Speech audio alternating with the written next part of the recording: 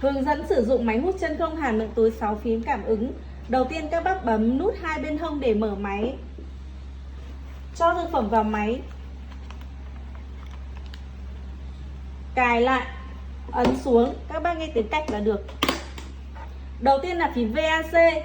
Phím này sẽ hút chân không mạnh nhẹ tùy ý. Chạm vào, cảm thấy lực vừa đủ thì buông máy ra. Chọn hàn miệng.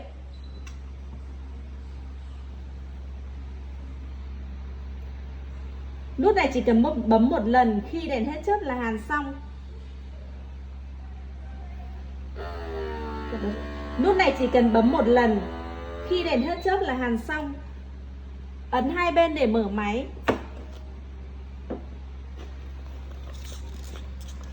Đối với thực phẩm rau củ quả mềm thì các bác nên chọn chế độ hút chân không tùy ý. Đừng hút chặt quá sẽ làm rau quả bị dập.